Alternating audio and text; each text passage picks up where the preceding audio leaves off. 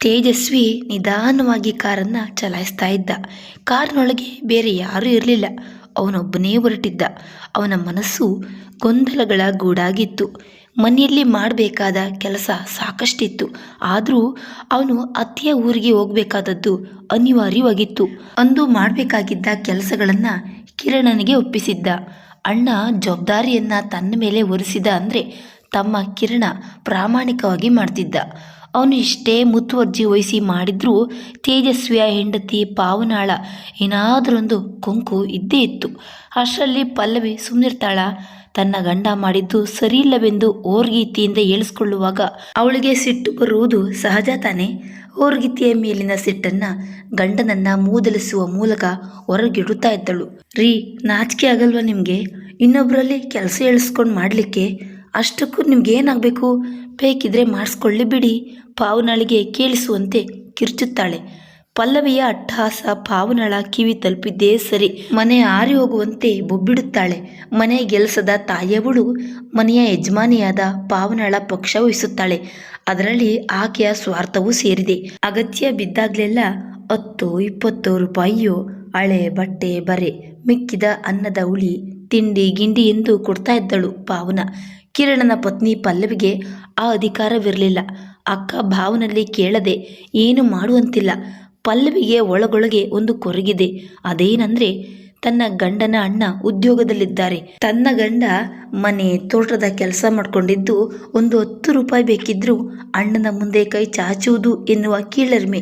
ತೇಜಸ್ವಿ ಕಿರಣರ ತಂದೆ ಗೋವಿಂದಯ್ಯ ಇಂತಹ ವಿಚಾರಗಳಿಗೆ ನೀರೆರೆದು ಪೋಷಿಸ್ತಾ ಇದ್ರು. ಹಿರಿಯ ಸೊಸೆಯನ್ನ ಕಿರಿ ಸೊಸೆಯಲ್ಲೂ ಕಿರಿಯಳನ್ನ ಹಿರಿಯಳಲ್ಲೂ ದೂರುವುದು. ಅವರಿಬ್ಬರು ಜಗಳವಾಡುವಾಗ ವಿಕೃತ ಸಂತೋಷ ಪಡುವರು. ತೇಜಸ್ವಿ ಕಿರಣರಿಗೆ ಮನೆಯಲ್ಲಿ ನಡೆಯುವ ಪ್ರತಿಯೊಂದು ವಿಷಯ ಗೊತ್ತಿದ್ರೂ ಅವರಿಬ್ಬರು ಕಿವುಡರಾಗ್ತಾರೆ. ಹೆತ್ತ ತಂದೆಯನ್ನ ಏನು ಮಾಡಲು ಸಾಧ್ಯ? ಇಂದಿಗೆ ಅವರು ಮರಣಿಸಿ 4 ದಿನವಾಗಿದೆ ಅಷ್ಟೇ. ಆದರೆ ಇವರ ಜೀವಿತ ಕಾಲದಲ್ಲಿನ ನೆನಪುಗಳು ನುಗ್ಗಿ ಬರುತ್ತಿವೆ ತೇಜಸ್ವಿಗೆ. ಕೈ ಹಿಡಿದ ಪತ್ತಿಯನ್ನೇ ಹುರಿದು ಮುಕ್ಕಿದ ಮನುಷ್ಯ ಅವರು. ಗೋವಿಂದಯ್ಯನಿಗೆ ಹೆಂಡತಿಯಾಗಿ ಬಂದವಳು ಆತನ ಪೆಟ್ಟು ಬೈಗುಳ ತಿಂದೇ ಜೀವನ ಸಾಗಿಸಿ 2 ಮಕ್ಕಳನ್ನು ಹಡೆದು ಮತ್ಯಾವುದೋ ಕಾಯಿಲೆ ಹಿಡಿದು ಕಣ್ಮುಚ್ಚಿದ್ದಳು. ಬಹುಶಃ ತೇಜಸ್ವಿಗೆ 8, ಕಿರಣನಿಗೆ 6 ವರ್ಷ ಇರಬೇಕು. ತಾಯಿ ಸಾಯುವಾಗ ಮುಂದೆ ತೇಜಸ್ವಿಯ ಅಜ್ಜಿ ಅಂದರೆ ತಂದೆಯ ತಾಯಿಯೇ ಈ ಮೊಮ್ಮಕ್ಕಳಿಬ್ಬರನ್ನು ಸಾಕಿ ಬೆಳೆಸಿದ್ರು. ಅಜ್ಜಿ ಅಕ್ಕಿ ರುಬ್ಬುವಾಗ, ದೋಸೆ ಹುಯ್ಯುವಾಗ, ಬಚ್ಚಲೊಲೆಗೆ ಬೆಂಕಿ ಹಾಕುವಾಗ, ತೋಟದಿಂದ ಅಡಿಕೆ ಮರದ ಸೋಗೆ ತಂದು ಪೊರಕೆ ಮಾಡಲು ಅದರ ಕಡ್ಡಿ ತೆಗೆಯುವಾಗ, ಹೀಗೆ ಪ್ರತಿಯೊಂದು ಕೆಲಸ ಮಾಡುವಾಗಲೂ ಮೊಮ್ಮಕ್ಕಳನ್ನು ತಮ್ಮ ಬಳಿಯಲ್ಲೇ ಕೂರಿಸ್ಕೊಂಡು ಪುರಾಣದ ಕಥೆಗಳನ್ನು, ಸ್ವಾತಂತ್ರ್ಯ ಹೋರಾಟಗಾರರ ಕಥೆಗಳನ್ನು, ನೀತಿ ಕಥೆಗಳನ್ನೆಲ್ಲ ಹೇಳ್ತಾ ಇದ್ದದ್ದೆಲ್ಲ ತೇಜಸ್ವಿಗೆ ಮಸುಕಾಗಿ ನೆನಪಿಗೆ ಬರುತ್ತದೆ. ಮೊಮ್ಮಕ್ಕಳಿಬ್ಬರನ್ನ ಶಾಲೆಗೆ ಸೇರಿಸಿದವಳು ಅಜ್ಜಿಯೇ. ಗೋವಿಂದಯ್ಯನಿಗೆ ಆ ಬಗ್ಗೆ ಯೋಚನೆಯೇ ಇಲ್ವೋ ಏನೋ. ಮನೆಯಲ್ಲಿ ನಿತ್ಯವೂ ಅಜ್ಜಿಗೂ ತಂದೆಗೂ ಜಗಳವಾಗ್ತಿತ್ತು. ಆಗೆಲ್ಲ ತೇಜಸ್ವಿಗೆ ಅವರಿಬ್ಬರ ಮೇಲೆ ಅಸಾಧ್ಯ ಕೋಪ ಬರ್ತಿತ್ತು. ಆದರೆ ಬೆಳೆಯುತ್ತಾ ಬಂದಂತೆ ಇದರಲ್ಲಿ ತಂದೆಯದೇ ಸಿಂಹ ಪಾಲು ತಪ್ಪು ಇದೆ ಎಂಬುದು ನಿಚ್ಚಳವಾಗಿ ಅರಿವಾಯಿತು. ತೇಜಸ್ವಿ 7ನೇ ತರಗತಿ ಪಾಸಾಗಿ ಹೈಸ್ಕೂಲ್ಗೆ ಸೇರಬೇಕಾದ್ರೆ ಬಹಳ ಕಷ್ಟಪಟ್ಟಿದ್ದ. ಮಗನಿಗೆ ವಿದ್ಯಾಭ್ಯಾಸ ಕೊಡಿಸ್ಬೇಕೆನ್ನುವ ಜ್ಞಾನ ಇದ್ದರೆ ತಾನೇ ತಂದೆಗೆ. ಅಜ್ಜಿಯನ್ನು ಮುಂದಿಟ್ಕೊಂಡು ತಂದೆಯ ಜೊತೆ ಮಾತು ಪ್ರಾರಂಭಿಸ್ದ. ಅಪ್ಪ, ನನ್ನ ಕ್ಲಾಸ್ನವರೆಲ್ಲರೂ ಹೈಸ್ಕೂಲ್ಗೆ ಸೇರಾಯಿತು, ನಾನು ಮಾತ್ರ? ಅದಕ್ಕೆ ನಾನೇನು ಮಾಡಬೇಕು? ಗೆಜ್ಜೆ ಕಟ್ಟಿ ಕುಣಿಲೇನು? ತಂದೆ ಅಷ್ಟು ಹೇಳಿದ್ದು ತೇಜಸ್ವಿಯ ಬಾಯಿ ಕಟ್ಟಿ ಹೋಯಿತು. ತಂದೆಯ ಈ ತರಹದ ವರ್ತನೆಯ ಬಗ್ಗೆ ಅಸಹ್ಯ ಪಟ್ಕೊಂಡು ತನ್ನ ಜೊತೆಗಾರರ ಎತ್ತವರೆಲ್ಲ ಎಷ್ಟೊಂದು ಹುರುಪಿನಿಂದ ಮಕ್ಕಳ ಜೊತೆ ಹೋಗಿ ಶಾಲೆಯಿಂದ TC ತಂದು ಹೈಸ್ಕೂಲ್ಗೆ ಮಕ್ಕಳನ್ನು ಸೇರಿಸಿದ್ದಾರೆ. ಆದರೆ ತನಗೆ ಮನದೊಳಗೆ ನೊಂದುಕೊಂಡ. ಏನು ನೀನು ಹೇಳುವುದು? ನಿನಗೆ ಹೇಗೂ ಓದಲು ಮನಸ್ಸಿರಲಿಲ್ಲ, ಹೆಚ್ಚಿಗೆ ಕಲಿಸಲು ನನ್ನಿಂದ ಆಗಲೂ ಇಲ್ಲ. ಈಗ ಇವನೇನೋ ಕಲಿಯಲು ಆಸೆ ಪಡ್ತಾನೆ, ಇವನ ಜೊತೆಗೋಗಿ ಹೈಸ್ಕೂಲ್ಗೆ ಸೇರಿಸ್ಬಾ. ಅಜ್ಜಿ ಬೊಬ್ಬಿಟ್ರು. ಮತ್ತೆ ಒಳಗೋಗಿ, ಹೀಗೋ ಮೊನ್ನೆ ತುಪ್ಪ ಮಾರಿದ ದುಡ್ಡು ಶಾಲೆಗೆ ಸೇರಿಸುವಾಗ ಬೇಕಾಯ್ತಲ್ಲ ಎನ್ನುತ್ತಾ ಗೋವಿಂದಯ್ಯನ ಕೈಯಲ್ಲಿ ದುಡ್ಡನ್ನಿಟ್ರು. ದುಡ್ಡನ್ನು ಕಿಸೆಗೆ ಸೇರಿಸಿ ಮಗನತ್ತ ತಿರುಗಿ ಹ್ಞೂ ಬಾ ಎಂದರು ಗೋವಿಂದಯ್ಯ. ಹೆಗ್ನ ಪಶುವಿನಂತೆ ತಂದೆಯನ್ನು ಹಿಂಬಾಲಿಸಿದ ತೇಜಸ್ವಿ ಹೀಗೇನೆ ತೇಜಸ್ವಿಯ ಹೈಸ್ಕೂಲು ಮುಗಿದು ಕಾಲೇಜು ಸೇರಲು ಸ್ಕಾಲರ್ಶಿಪ್ ಬರ್ತಿತ್ತು. ಅಗತ್ಯ ಬಿದ್ದಾಗಲೆಲ್ಲ ಅಜ್ಜಿಯೇ ಅವನಿಗೆ ಹಣ ಕೊಡ್ತಾ ಇದ್ರು. ಹಾಲು, ತುಪ್ಪ, ವೀಳ್ಯದೆಲೆ, ಹಪ್ಪಳ, ಬಾಳೆಗೊನೆ ಇತ್ಯಾದಿ ಮಾರಿ ಅಜ್ಜಿ ದುಡ್ಡು ಮಾಡ್ತಿದ್ರು. ಸರಿಯಾಗಿ ಕೃಷಿ ಮಾಡದೆ ಅಡಿಕೆ ಫಸಲು ಚೆನ್ನಾಗಿ ಬರುವುದಿಲ್ಲ.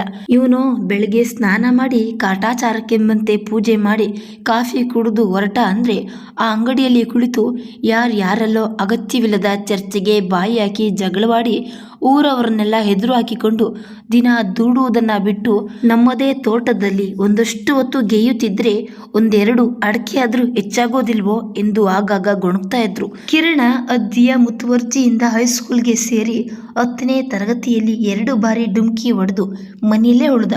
ತೇಜಸ್ವಿ ಪದವಿ ಮುಗಿಸಿ ಸ್ನಾತಕೋತ್ತರ ವಿದ್ಯಾಭ್ಯಾಸಕ್ಕಾಗಿ ಕೊಣಾಜೆಯ ಕಾಲೇಜಿಗೆ ಸೇರಿಕೊಂಡು ಒಂದು ಕೋಣೆಯನ್ನು ಬಾಡಿಗೆಗೆ ಹಿಡಿದು ಗಂಜಿ ಮಾಡಿ ಊಟ ಮಾಡುವ ವ್ಯವಸ್ಥೆಯನ್ನು ಮಾಡಿಕೊಂಡ. ಕಾಲೇಜು ಪ್ರಾರಂಭವಾಗಲು 1 ವಾರವಿತ್ತು. ಎಂದಿನಂತೆ ಒಂದು ದಿನ ಅಜ್ಜಿ ಬೆಳಗಿನ ಕೆಲಸವನ್ನೆಲ್ಲ ಮುಗಿಸಿ ತೇಜಸ್ವಿಯನ್ನು ಕರೆದು, ಬಾ ತೋಟಕ್ಕೋಗಿ ಬರುವ, ಕಿರಣನನ್ನು ಕರಿ, ಬಿದ್ದ ಅಡಿಕೆಯೋ ತೆಂಗಿನಕಾಯಿಯೋ ಬಾಳೆಗೊನೆಯೋ ಇದ್ದೀತು, ಒಬ್ಬಳಿಗೆ ತರಲು ಕಷ್ಟ ಎಂದು ಮೊಮ್ಮಕ್ಕಳಿಬ್ಬರನ್ನ ಕರೆದುಕೊಂಡು ತೋಟಕ್ಕೆ ಹೋದರು. ಅಲ್ಲಿ ಅಡಿಕೆ ತೆಂಗಿನಕಾಯಿ ಹೆಕ್ಕಿ ಆದಮೇಲೆ ಅಲ್ಲೇ ಒಂದೆಡೆ ಸೋಗೆ ಹಾಕಿ ಕುಳಿತು ಮೊಮ್ಮಕ್ಕಳಿಗೂ ಕೂತುಕೊಳ್ಳಲು ಹೇಳಿ ಮಾತನ್ನು ಪ್ರಾರಂಭಿಸಿದರು. ನೋಡಿ ಮಕ್ಕಳ, ವಯಸ್ಸಾದ ಅಜ್ಜಿ ಏನೇನೋ ಹುಚ್ಚುಚ್ಚಾಗಿ ಹೇಳ್ತಾಳಂತ ಭಾವಿಸಬೇಡಿ. ನೀವಿಬ್ಬರು ಇನ್ನು ಬಾಳಿ ಬದುಕಬೇಕಾದವರು. ನಿಮ್ಮ ತಂದೆಯಂತೆ ಎಂದೂ ಬೇಜವಾಬ್ದಾರಿಯಿಂದ ಜೀವನ ಸಾಗಿಸಬೇಡಿ. ಅವನನ್ನು ದೂರುವುದಿಲ್ಲ ನಾನು. ಅವನಿಗೆ ಹಾಗೂ ಅವನ ತಂಗಿ ಶಾಂತಮಣಿಗೆ ಅವರ ತಂದೆಯ ಮುಖದ ನೆನಪೇ ಇರಲಿಲ್ಲ. ಅವರು ಈ ಇಬ್ಬರು ಮಕ್ಕಳನ್ನ ನನ್ನ ಮಡಿಲಿಗೆ ಹಾಕಿ ಕಣ್ಮುಚ್ಚಿದ್ರು. ನಾನು ಮತ್ತೆ ಹೇಗೆ ಬದುಕ್ತೆ, ಹೇಗೆ ಮಕ್ಕಳನ್ನ ಬೆಳೆಸ್ದೆ ಎಂದು ಮಾತ್ರ ಕೇಳಬೇಡಿ. ಶಾಂತಮಣಿಗೆ 16-9 ಸಂಪ್ರದಾಯಸ್ಥ ಕುಟುಂಬಕ್ಕೆ ಮದುವೆಯಾಗಿ ಹೋದಳು. ನನ್ನ ಪುಣ್ಯದಿಂದ ಅಷ್ಟು ಎಂದು ಹೇಳುವಷ್ಟರಲ್ಲಿ ಅಜ್ಜಿಗೆ ದುಃಖದಿಂದ ಸ್ವರ ಹೊರಡದಾಯಿತು.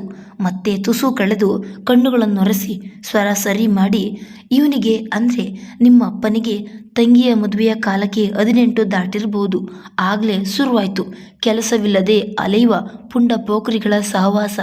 ಯಕ್ಷಗಾನ, ನಾಟಕ, ಜಾತ್ರೆ ಎಂದು ತಿರುಗಾಡುವುದು. ಸರಿಯಾಗಿ ಮನೆಗೆ ಬರ್ತಿರಲಿಲ್ಲ. ಮನೆಗೆ ಬಂದರೂ ಅಷ್ಟೇ ಹೊಟ್ಟೆ ತುಂಬಿಸಿದ, ಬಿದ್ದು ನಿದ್ದೆ ಮಾಡ್ದ.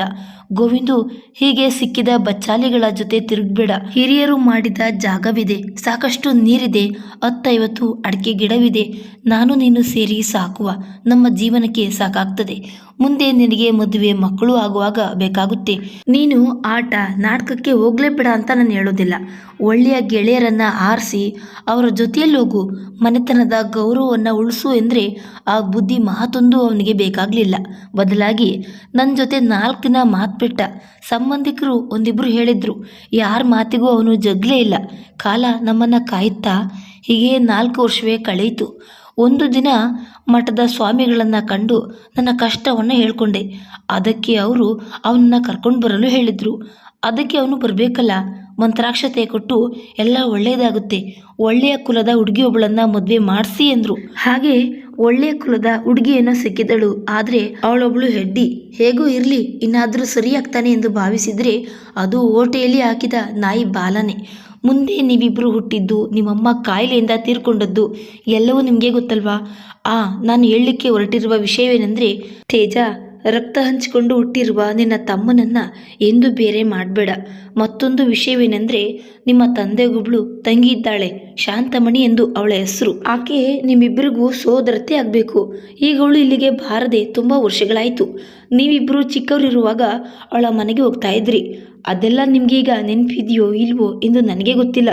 ಅದೊಂದು ದಿನ ನಮ್ಮ ಮನೆಯಲ್ಲಿ ನಡೆಯುವ ಪೂಜೆಯ ಮುನ್ನಾ ದಿನ ಗಂಡ ಮಕ್ಕಳ ಜೊತೆ ಬಂದಿದ್ದಳು. ಒಂದು ವಿಷ ಗಳಿಗೆಯಲ್ಲಿ ಗೋವಿಂದಿಗೂ ಅವಳಿಗೂ ಒಂದು ಕ್ಷುಲ್ಲಕ ಕಾರಣಕ್ಕಾಗಿ ಮಾತಾಯಿತು.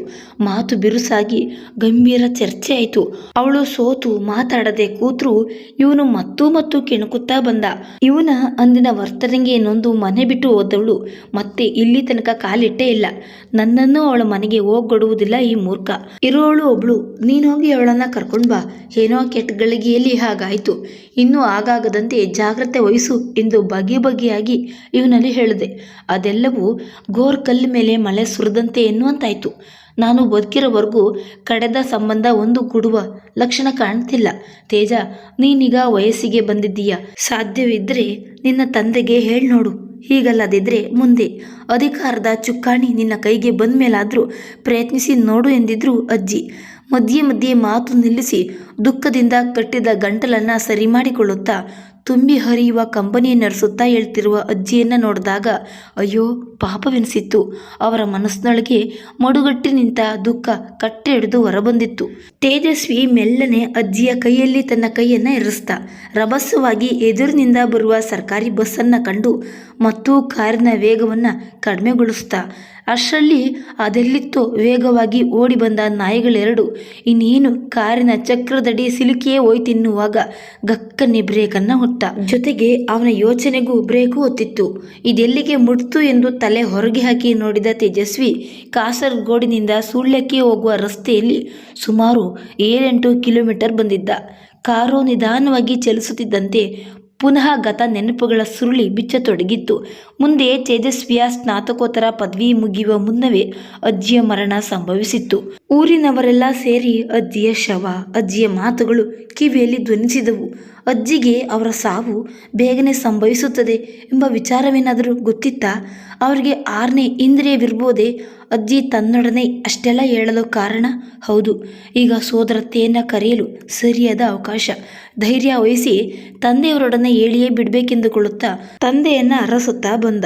ಒಂದರ ಮೇಲೊಂದು ಇಟ್ಟ ವೀಳ್ಯದೆಲೆಗೆ ಸುಣ್ಣ ಸವರ್ತಾ ಇದ್ದವರು ಮಗನನ್ನು ನೋಡಿ ಏನು ಎಂಬಂತೆ ಹುಬ್ಬನ್ನು ಮೇಲೇರಿಸಿದ್ರು.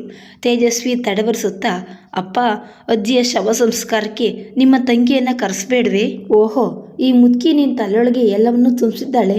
ನನಗೆ ಯಾವ ತಂಗಿಯೂ ಇಲ್ಲ, ದೊಡ್ಡ ಧ್ವನಿ ತೆಗೆದು ಹೇಳಿದರು. ಅಜ್ಜಿಯ ಶವವಿನ್ನೂ ಕಣ್ಣೆದುರೇ ಇರುವಾಗ ಅವರು ಹಾಗಂದದ್ದು ಅವನಿಗೆ ಸುತಾರಾಮ್ ಇಷ್ಟವಾಗಲಿಲ್ಲ. ನೇರ ಹೊರಗೆ ಬಂದ. ಈ ಅಮ್ಮ ಸಾಕ್ಷಾತ್ ಜಗನ್ಮಾತೆ. ಇವರ ಹೊಟ್ಟೆಯಲ್ಲಿ ಶತಮೂತ ಗೋವಿಂದ ಹೇಗೆ ಹುಟ್ಟಿದ್ನೋ ಒಂದೇ ಒಂದು ದಿನ ಈ ತಾಯಿ ಸುಖವಾಗಿ ಉಂಡದ್ದಿಲ್ಲ, ನಿದ್ರಿಸಿದ್ದಿಲ್ಲ. ಅಕ್ಕಪಕ್ಕದವರು, ಊರಿನವರು, ಸಂಬಂಧಿಕರು ಅಜ್ಜಿಯ ಕೊನೆ ಯಾತ್ರೆಗೆ ಸಿದ್ಧತೆ ಮಾಡುತ್ತಾ ಮಾತಾಡುವುದನ್ನು ಕೇಳಿಸಿಕೊಂಡ ತೇಜಸ್ವಿಗೆ ತನ್ನ ತಂದೆಯ ವ್ಯಕ್ತಿತ್ವದ ಬಗ್ಗೆ ಹೇಸಿಗೆ ಅನ್ನಿಸ್ತು. ಆದರೂ ಎಲ್ಲವನ್ನು ಸಹಿಸಿಕೊಂಡ. ಮುಂದೆ 4-6 ವರ್ಷಗಳೇ ಸರಿದಿತ್ತು. ತೇಜಸ್ವಿಗೆ ತನ್ನ ಮನೆಯಿಂದ ಕೇವಲ 10 ಕಿಲೋಮೀಟರ್ ದೂರದಲ್ಲಿರುವ ಕಾಲೇಜಿನಲ್ಲಿ ಸೀಟು ಸಿಕ್ಕಿತ್ತು. ಹೋಗಿ ಬರಲು ಮೋಟಾರ್ ಬೈಕ್ ಒಂದನ್ನು ಕೊಂಡ್ಕೊಂಡಿದ್ದ. ಕಿರಣ ಕೃಷಿಗೆ ವಿಶೇಷ ಗಮನ ಕೊಡ್ತಿದ್ದ. ಕಾಲೇಜಿಗೆ ಹೋಗುವ ಮೊದಲು, ಬಂದ ಮೇಲೂ ಹಾಗೂ ರಜಾ ದಿನಗಳಲ್ಲಿ ತೇಜಸ್ವಿಯು ತಮ್ಮನ ಜೊತೆ ತೋಟಕ್ಕಿಳಿಯುತ್ತಿದ್ದ. ಕಳೆ ತೆಗೆದು ಸಮಯಕ್ಕೆ ಸರಿಯಾಗಿ ನೀರು, ಗೊಬ್ಬರ ಪೂರೈಸುವುದು, ಔಷಧ ಸಿಂಪಡಿಸುವುದು, ಬಿದ್ದ ಅಡಿಕೆ ಹೆಕ್ಕಿ ಒಣಗಿಸುವುದು, ಹೀಗೆಯೇ ಅಣ್ಣ ತಮ್ಮ ಒಗ್ಗಟ್ಟಾಗಿ ಕೆಲಸ ಮಾಡಿದಾಗ ಸಮೃದ್ಧಿಯಾಗಿ ಬೆಳೆ ಬರತೊಡಗಿತ್ತು. ಈಗ ಕಾಯಮಾಗಿ ತೋಟದ ಕೆಲಸಕ್ಕೆ 2 ಆಳುಗಳನ್ನು ಇಟ್ಕೊಂಡಿದ್ರು. ಅಡಿಗೆ ಕೆಲಸಕ್ಕೆ ಒಬ್ಬ ಭಟ್ಟರನ್ನು ನೇಮಿಸಿದ್ರು. ಈಗ ಇಬ್ಬರೂ ಮದುವೆ ವಯಸ್ಸಿಗೆ ಬಂದಿದ್ರು. ಆದರೆ ಹೆತ್ತ ತಂದೆಗೆ ಆ ಬಗ್ಗೆ ಲಕ್ಷ್ಯವೇ ಇರಲಿಲ್ಲ. ಅಂತೂ ಹೇಗೋ ಯಾರದೋ ಸಹಕಾರದಿಂದ ಒಂದೇ ವರ್ಷದಲ್ಲಿ ಇಬ್ಬರ ಮದುವೆಯೂ ಆಯಿತು. ಸೊಸೆಯಂದಿರು ಮನೆಗೆ ಬಂದ ಮೇಲೆ ಗೋವಿಂದಯ್ಯನಿಗೆ ಖುಷಿಯೋ ಖುಷಿ. ಪತ್ನಿ ಇರುವಾಗ ಅವಳನ್ನು ಬೈದು ಬೆದರಿಸುವಂತೆ ಸೊಸೆಯಂದಿರನ್ನು ಬೈಯತೊಡಗಿದ್ರು. ಮೊದಮೊದಲು ಮಾವನ ಗುಣವನ್ನರಿಯದ ಸೊಸೆಯರೂ ಹೆದರಿ ಅವನ ಆಜ್ಞೆಗೆ ತಲೆ ಬಾಗ್ತಾ ಇದ್ರು. ಅಡುಗೆ ಭಟ್ಟರನ್ನು ಎಂದೋ ಎದುರಿಸಿ ಓಡಿಸಾಗಿತ್ತು. ಈಗ ಸೊಸೆಯಂದಿರ ಸರದಿ. ಬೆಳಿಗ್ಗೆ ಸರಿಯಾಗಿ 7ವರೆಗೆ ತಿಂಡಿ ರೆಡಿಯಾಗಲೇಬೇಕು. ಮಧ್ಯಾಹ್ನ 12ವರೆಗೆ, ರಾತ್ರಿ 8 ಗಂಟೆಗೆ ಊಟ. ಮಾವನವರಿಗೋಸ್ಕರ ಬೇಗ ಎದ್ದು ತಿಂಡಿ ರೆಡಿ ಮಾಡುವುದು, ಊಟದ ತಯಾರಿ ಇತ್ಯಾದಿಯಲ್ಲೇ ಸೊಸೆಯಂದಿರು ಮುಳುಗಿದ್ರು. ಅಡುಗೆ ತಿಂಡಿ ಬಗ್ಗೆ ಏನಾದರೊಂದು ಕೊಂಕು ಇದ್ದೇ ಇತ್ತು. ಇಂತಹ ವಿಷಯಗಳಿಗೆ ಕೊನೆಯೇ ಇಲ್ಲವೆಂದರಿತಾಗ ಮಾವನನ್ನು ನಿರ್ಲಕ್ಷಿಸತೊಡಗಿದ್ರು. ಆಗ ಸಿಟ್ಟೇರಿ ದೊಡ್ಡದಾಗಿ ಟಿವಿ ಹಾಕುವುದು, ಕುರ್ಚಿಗಳನ್ನು ಸದ್ದಾಗುವಂತೆ ಅತ್ತ ಇತ್ತ ಸರಿಸುವುದು ಮಾಡತೊಡಗಿದ್ರು. ಇಲ್ಲವೆಂದಾದರೆ ಚಪ್ಪಲಿ ಮೆಟ್ಟಿ ಅಂಗಡಿಗೆ ಹೋಗ್ತಿದ್ರು. ಅಲ್ಲಿ ಯಾರಲ್ಲಾದರೂ ಜಗಳವಾಡಿ ಮನೆಗೆ ಬರ್ತಿದ್ರು. ಅವರಿಗೆ ವಯಸ್ಸಾಯಿತೆಂದರೆ ಅದನ್ನು ಅವರು ಸಹಿಸ್ತಾ ಇರಲಿಲ್ಲ. ಈಗ ಅವರಿಗೆ ತುಸು BP ಯ ಸಮಸ್ಯೆಯೂ ಇತ್ತು. ಡಾಕ್ಟ್ರಲ್ಲಿ ಕರೆದೊಯ್ದು ಔಷಧಿ ಕೊಡಿಸಿದ್ರೂ ನನಗೆ ಏನೂ ಆಗಿಲ್ಲವೆಂದು ಮಾತ್ರೆ ಸೇವಿಸ್ತಲೇ ಇರಲಿಲ್ಲ. ಅದೊಂದು ಚಿಕ್ಕ ಪೇಟೆ. ಅಲ್ಲಿ ಜನರ ಗುಂಪು ಗದ್ದಲದಿಂದಾಗಿ ತೇಜಸ್ವಿ ವಾಸ್ತವಕ್ಕಿಳಿದ. ಅಷ್ಟರಲ್ಲಿ ಪೊಲೀಸ್ ಜೀಪ್ ಬಂತು. ಜನರು ಯಾವುದನ್ನೂ ಲೆಕ್ಕಿಸದೆ ಏನೇನೋ ಘೋಷಣೆ ಕೂಗುತ್ತಾ ಘರ್ಷಣೆಗೆ ಹುನ್ನಾರ ನಡೆಸ್ತಿದ್ದಾರೆ. ಆ ಪೇಟೆ ಯಾವುದೆಂದು ತಲೆ ಹೊರಗೆ ಹಾಕಿ ನೋಡ್ದ. ಅವನು ಒಂದಷ್ಟು ದೂರದಲ್ಲಿ ಕಾರನ್ನು ನಿಲ್ಲಿಸ್ದ. ಈ ಕಾಸರಗೋಡಿನ ಹಣೆ ಬರಹವೇ ಇಷ್ಟು. ಸಮಯಕ್ಕೆ ಸರಿಯಾಗಿ ಬಸ್ ಬಾರದಿದ್ರೋ ಅಲ್ಲ ಯಾರಾದರೊಬ್ಬನಿಗೆ ಬಸ್ ನಿಲ್ಲಿಸದಿದ್ರೋ ಮುಗಿಯಿತು. ಗದ್ದಲಕ್ಕೆ ನಾಂದಿ ಹಾಡಿದ ಹಾಗೆ. ಮನದೊಳಗೆ ಅಂದ್ಕೊಂಡ, ಹಾಗೂ ಹೀಗೂ ಕಾಲ್ಗಂಟೆಯಲ್ಲಿ ಗುಂಪು ಚದುರಿ ವಾತಾವರಣ ತಿಳಿಯಾಯಿತು. ಅಲ್ಲೇ ಬಸ್ ನಿಲ್ದಾಣದ ಎಡಬದಿಗೆ ಹೋಟೆಲ್ ರಾಜ್ ಕಮಲ್ ಕಂಡೊಡನೆ ಅವನಿಗೆ ಕಾಫಿ ಬೇಕನ್ನಿಸ್ತು. ಕಾರನ್ನು ಹೋಟೆಲ್ ಪಕ್ಕಕ್ಕೆ ನಿಲ್ಲಿಸಿ ಮಸಾಲೆ ದೋಸೆ ತಿಂದು ಸ್ಟ್ರಾಂಗ್ ಕಾಫಿ ಹೀರಿದ ಮತ್ತೆ ಬಂದು ಕಾರನ್ನು ಹತ್ತ. ಕಾರು ಸಾಗುತ್ತಿದ್ದಂತೆ ಮತ್ತೆ ಯೋಚನೆಗಳ ಸುರುಳಿ ಬಿಚ್ಚತೊಡಗಿತು. ಒಂದು ದಿನ ಮಾತ್ರೆ ತಿನ್ನುವುದಿಲ್ಲವೆಂದು ಹಠ ಮಾಡಿದ್ದಕ್ಕೆ ಒಬ್ಬ ಸೊಸೆ ಕೈ ಹಿಡಿದಳು.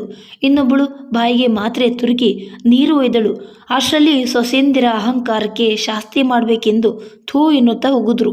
ಮಾತ್ರೆ ಮಿಶ್ರವಾದ ಎಂಜಲ ನೀರು ಇಬ್ಬರ ಮೈಮುಖದ ಮೇಲೆಲ್ಲ ಪ್ರೋಕ್ಷಣೆ ಆದಾಗ ಇಬ್ಬರಿಗೂ ಸಿಟ್ಟನ್ನು ತಡೆಯಲಾರದೆ, ನೀವು ಏನು ಬೇಕಾದರೂ ಮಾಡ್ಕೊಳ್ಳಿ, ಬೆಳಿಗ್ಗೆ ನೋಡಿದರೆ ಊಟದ ತಟ್ಟೆ ಬೋರಲು ಹಾಕಿದ್ರಿ, ಈಗ ಹೀಗೆ ಇನ್ನು ನಿಮ್ಮ ತಂಟೆಗೆ ನಾನಂತೂ ಬರೋದಿಲ್ಲ ಅನ್ನುತ್ತಾ ಪಾವನ ಅಲ್ಲಿಂದ ಹೊರಟೋದಳು.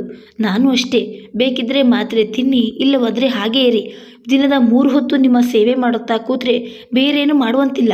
ದೇವ್ರೇ, ಇದರಿಂದ ಮುಕ್ತಿ ಇಲ್ವೇ ಎಂದು ದೊಡ್ಡ ಧ್ವನಿಯಿಂದ ಪಲ್ಲವಿ ಕಾಲಪ್ಪಳಿಸುತ್ತಾ ಹೊರಗೆ ನಡೆದಳು. ಹ್ಞೂ ಎಲ್ಲರೂ ಹೋಗಿ, ಎಲ್ಲಿಗೆ ಹೋಗ್ತಿರೋ ಹೋಗಿ, ನಾನು ನೋಡ್ತೀನಿ. ನನ್ನನ್ನು ನೀವೆಲ್ಲರೂ ಸೇರಿ ಯಾವ ರೀತಿ ಉಪೇಕ್ಷೆ ಮಾಡಿದ್ದೀರೋ ಅದರ 2 ಪಾಲು ನಿಮ್ಮ ಮಕ್ಕಳು ಮಾಡ್ತಾರೆ. ನೆನಪಿರಲಿ, ನಿಮಗೆ ಯಾರಿಗೂ ನಾನು ತೊಂದರೆ ಕೊಡುವುದಿಲ್ಲ.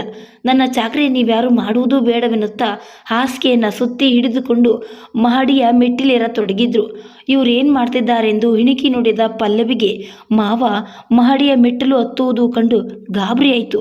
ಚೆನ್ನಾಗಿ ನಡೆದಾಡಲು ಶಕ್ತಿಯಿಲ್ಲದವರು ಮೇಲೆ ಹತ್ತುತ್ತಾರೆಂದರೆ ಮಾವ ನಿಲ್ಲಿ, ಹತ್ತಬೇಡಿ ಅನ್ನುವಷ್ಟರಲ್ಲಿ ಪಾವನಳು ಬಂದಳು. ನಿಲ್ಲಿ, ಹತ್ತಬೇಡಿ, ಬಿದ್ದು ಹೋದರೆ ಏನು ಗತಿ ಎನ್ನುತ್ತಾ ಇಬ್ಬರು ತಲೆ ಚಚ್ಚಿಕೊಳ್ಳುತ್ತಾ ಮಾವನೆಡೆಗೆ ಹೋಗುತ್ತಿದ್ದಂತೆ ಆಯ ತಪ್ಪಿ ಬಿದ್ದೇ ಬಿಟ್ರು. ಪ್ರಜ್ಞೆ ತಪ್ಪಿತು. ಅಂದು ಯಾತಕ್ಕೋ ರಜೆ ಎಂದು ತೇಜಸ್ವಿ ಮನೆಯಲ್ಲೇ ಇದ್ದ. ತೋಟಕ್ಕೆ ಹೋಗಿದ್ದ ಅವರಿಬ್ಬರು ಓಡಾಡುತ್ತಾ ಬಂದು ತಂದೆಯನ್ನು ಆಸ್ಪತ್ರೆಗೆ ಸಾಗಿಸಿದ್ರು. ಹಾಗೂ ಹೀಗೂ ಆಸ್ಪತ್ರೆಯಲ್ಲಿ ಒಂದಷ್ಟು ದಿನ ಮಲಗಿದ್ರು. ಇಂಜೆಕ್ಷನ್ ಮಾತ್ರೆ ಯಾವುದು ಫಲಕಾರಿಯಾಗದೆ ಒಂದು ಮುಂಜಾವು ಹೊರಟೋದ್ರು. ಈಗ ತೇಜಸ್ವಿಗೆ ಅಜ್ಜಿ ಹೇಳಿದ ಮಾತುಗಳು ಅನುರಣಿಸುತ್ತವೆ. ತಂದೆ ತೀರ್ಕೊಂಡಾಗಿದೆ, ಇದೇ ಅನುಕೂಲವಾದ ಸಮಯ ಅತ್ತೆಯನ್ನ ಕರೆಯಲು. ರಕ್ತ ಸಂಬಂಧಿಯಾದ ಒಬ್ಬಳೆ ಸೋದರತೆಗೆ ತವರಿನ ಕೊಂಡಿಯನ್ನ ಮತ್ತೆ ಕೂಡಿಸಲು ಈಗ ತೇಜಸ್ವಿ ಅತ್ತೆಯ ಊರಿಗೆ ಹೊರಟಿದ್ದಾನೆ. ಸುಮಾರು 22 ವರ್ಷಗಳ ನಂತರ ಅವರ ಮನೆಯ ದಾರಿಯನ್ನು ಹಿಡಿದಿದ್ದಾನೆ. ಎಳವೆಯಲ್ಲಿ ಬೇಸಿಗೆ ರಜೆಯನ್ನು ಕಳೆಯುತ್ತಿದ್ದುದೇ ಅತ್ತೆ ಮನೆಯಲ್ಲಿ. ಅಲ್ಲಿಗೆ ಹೋದಾಗ ನದಿಯಲ್ಲಿ ಹೊತ್ತಿನ ಪರಿವೇ ಇಲ್ಲದೆ ಅತ್ತೆಯ ಮಕ್ಕಳ ಜೊತೆ ಸೇರಿ ಈಜುತ್ತಾ ಇದ್ದದ್ದು, ಗುಡ್ಡ ಹತ್ತಿ ಸೂರ್ಯಾಸ್ತಮಾನ ನೋಡ್ತಾ ಇದ್ದದ್ದು, ನೆಲ್ಲಿಕಾಯಿ ತಿಂದು ನೀರು ಕುಡಿದು ಸಿಹಿ ಸಿಹಿ ಎಂದು ಕುಣಿತಾ ಇದ್ದದ್ದು, ಮಾವನ ಜೊತೆ ಮೇಳದ ಆಟಕ್ಕೆ ಜಾತ್ರೆಗೆ ಎಲ್ಲ ಹೋಗ್ತಾ ಇದ್ದದ್ದು, ಅತ್ತೆ ದಿನಕ್ಕೊಂದು ಬಗೆಯ ತಿಂಡಿ ಮಾಡಿ ಕೊಡ್ತಾ ಇದ್ದದ್ದು, ಅತ್ತೆ ಜೊತೆ ಆಲೆ ಮನೆಗೋಗಿ ಕಬ್ಬಿನ ರಸ ಈರ್ತಾ ಇದ್ದದ್ದು, ಬಿಸಿ ಬಿಸಿ ಬೆಲ್ಲ ಮೆಲ್ಲುತ್ತಿದ್ದದ್ದು ಎಲ್ಲ ಒಂದೊಂದಾಗಿ ನೆನಪಾಗಿ ಆ ನೆನಪಿನಿಂದ ಅನಿರ್ವಚನೀಯ ಆನಂದವಾಯಿತು. ಇಂತಹ ಅತ್ತೆಯೊಂದಿಗೆ ಅಪ್ಪ ಯಾಕೆ ಸಿಟ್ಟಾದ್ರು? ತೇಜಸ್ವಿ ಪಕ್ಕನೆ ವಾಸ್ತವಕ್ಕಿಳಿದ. ನುಗ್ಗಿ ನುಗ್ಗಿ ಬರುವ ಗತ ನೆನಪುಗಳಿಂದಾಗಿ ಮುಖ್ಯ ರಸ್ತೆಯಿಂದ ಅತ್ತೆಯ ಊರಾದ ಬಯಲೂರಿಗೆ ತಿರುಗುವ ಸ್ಥಳ ದಾಟಿ ಮುಂದೆ ಬಂದಂತೆನ್ನಿಸ್ತು. ಬರುವ ಮುನ್ನ ಈ ಊರಿನವರೇ ಆದ ಪರಿಚಯದ ಒಬ್ಬರಲ್ಲಿ ದಾರಿಯ ಬಗ್ಗೆ ಕೇಳಿ ಗುರುತನ್ನು ಹಾಕೊಂಡಿದ್ದ. ಆದರೆ ಈಗ ತುಸು ಮುಂದೆ ಬಸ್ ಸ್ಟಾಪಿನ ಬಳಿ ಒಂದು ಅಂಗಡಿ ಕಾಣಿಸ್ತು. ಅಂಗಡಿ ಆತನನ್ನು ಕೇಳಿದಾಗ ಸರಿಯಾದ ಮಾಹಿತಿ ಲಭ್ಯವಾಯಿತು. ಪುನಃ ಬಂದ ದಾರಿಯಲ್ಲಿ ಒಂದರ್ಧ ಫರ್ಲಾಂಗ್ ಹೋದಾಗ ಮಣ್ಣಿನ ರಸ್ತೆ ಕಾಣ್ತು.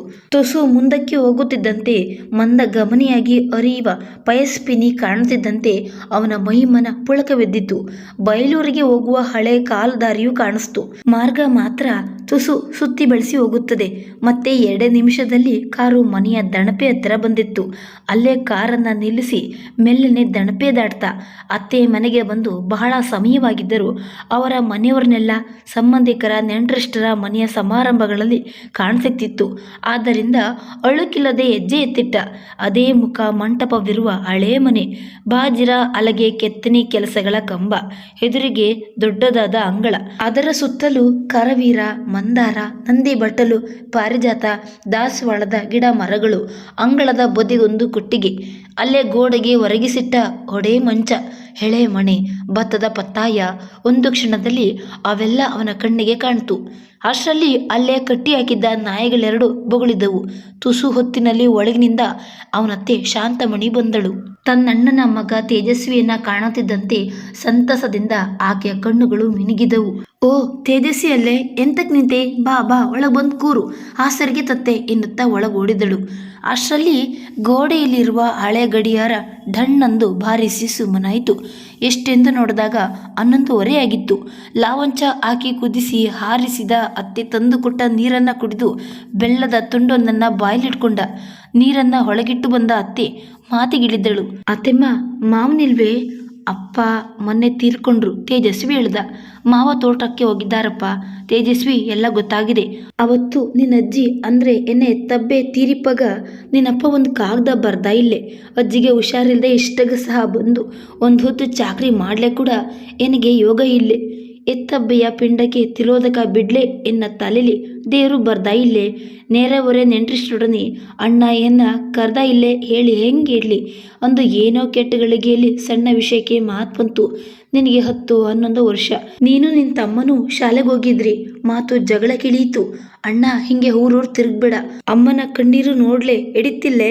ಹೇಳಿದ್ದ ವಿಷಯ ನೀನು ನಿನ್ನ ಪೆದ್ದ ಗಂಡನ ಮಕ್ಕಳ ಕಟ್ಕೊಂಡು ಇಲ್ಲಿಂದ ತೊಲಗೋಗು. ಮತ್ತೆಂದು ಎನ್ನ ಮನೆ ವಸ್ತುಲು ತುಳಿ ಹೇಳ. ಹೆನಗ್ ಬುದ್ಧಿ ಹೇಳಲ್ ಬರದ ಹೇಳಿದ ಅಣ್ಣ ಅವ ಮಾತು ನಡೆಸಿಯೇ ಬಿಟ್ಟ. ಸಾಯುವಲ್ಲಿವರೆಗೂ ಅವ ಇಲಿಗೆ ಬೈಂದ ಇಲ್ಲೇ. ಅತ್ತೆ ಹೇಳುತ್ತಾ ಬಿಕ್ಕಿ ಬಿಕ್ಕಿ ಹತ್ರು. ತೇಜಸ್ವಿಗೆ ಏನು ಹೇಳಲು ತೋಚದೆ ಸುಮ್ಮನಾಗೆ ಕುಳಿತ. ಅಷ್ಟರಲ್ಲಿ ತೋಟದಿಂದ ಮಾವ ಬಂದರು. ಅವನನ್ನು ನೋಡಿಯೂ ನೋಡದಂತೆ, ಹೇ, ಮಜ್ಜಿಗೆ ನೀರು ತಂದುಕೊಡು ಎಂದು ಬಾಜರ ಕಂಬಕ್ಕೆ ಹೊರಗೆ ಕುಳಿತರು. ಮಜ್ಜಿಗೆ ನೀರು ತಂದ ಅತ್ತೆ ತೇಜಸ್ವಿ ಬೈಂದ. ಅಣ್ಣನ ಉತ್ತರ ಕ್ರಿಯೆಗೆ ಹೇಳಿಗೆ ಹೇಳೆ ಅದಕ್ಕೆಂದೇ ಕಾದಿದ್ದ ಮಾವ ಕುಡಿಯಲೆತ್ತಿದ್ದ ಕೈಗಳನ್ನು ಕೆಳಗಿಳಿಸಿ ಕಣ್ಣುಗಳನ್ನು ವಕ್ರವಾಗಿ ತಿರುಗಿಸುತ್ತಾ, ಸಾಮರ್ಥ್ಯ ಇದ್ದರೆ ಅವನು ಸಾಯುವುದಕ್ಕೆ ಮೊದಲೇ ಬರಬೇಕಿತ್ತು. ಆ ಒಣಗೆಡಿಯ ಬೊಜ್ಜದ ಸುಕ್ರುಂಡೆ ತಿಂಬಲೆ ನಾನು ಒಯ್ಯುತ್ತಿಲ್ಲೆ. ಇನ್ನೇನಿದ್ರೂ ಆ ತಲೆ ಹುಡುಕ ಹೇಳಿದ ಹರಕೆ ಮುಗಿದ ಮೇಲೆ ಆ ಬಂದವರಿಗೆ ಹಸರಿಂಗೆ ಎಂಥ ಕೊಡೇಡ. ಅವನಪ್ಪನ ಆತ್ಮಕ್ಕೆ ಶಾಂತಿ ಸಿಕ್ಕ. ಆ ಬಂದವನು ಹೋಪ್ಲೆ ಹೇಳು ಎನ್ನುತ್ತಾ ಭೈರಾಸು ಕೊಡವಿ ಒಳಗೆ ಹೊರಟೋದ್ರು. ತೇಜಸ್ವಿ ಕುಳಿತಲ್ಲೇ ಮರಗಟ್ಟಿ ಹೋದ. ಮುಖ ಕಳೆಗುಂದಿತು. ತನ್ನನ್ನು ಹೆತ್ತ ಮಗನಂತೆ ಸಾಕಿದ ಅಜ್ಜಿಗೆ ಮಾತು ಕೊಟ್ಟಿದ್ದಕ್ಕೋಸ್ಕರ ತನ್ನ ಅಪ್ಪನ ಒಡ ಹುಟ್ಟಿದವಳಿಗೆ ತವರಿನ ಕಡಿದು ಹೋದ ಸಂಬಂಧವನ್ನು ಮತ್ತೆ ಚಿಗುರಿಸಲು ಹೊರಟಿದ್ರೆ ಇದೇನಾಗೋಯ್ತು?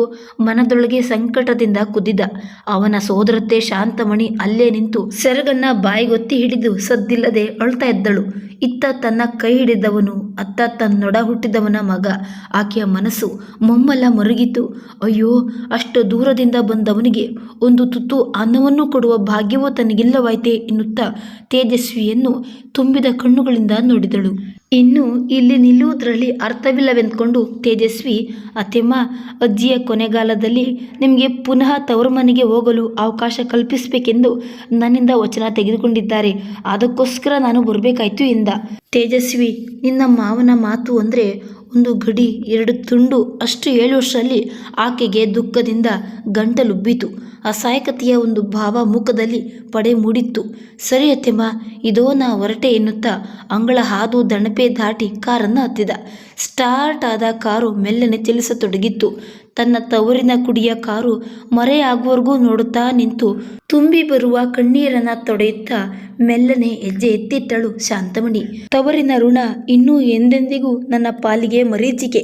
ಆಕೆಯ ಮನಸ್ಸು ಮೌನವಾಗಿ ರೋಧಿಸುತ್ತಿತ್ತು. ಮತ್ತೊಂದು ಕಥೆಯೊಂದಿಗೆ ಭೇಟಿಯಾಗೋಣ. ಧನ್ಯವಾದಗಳು.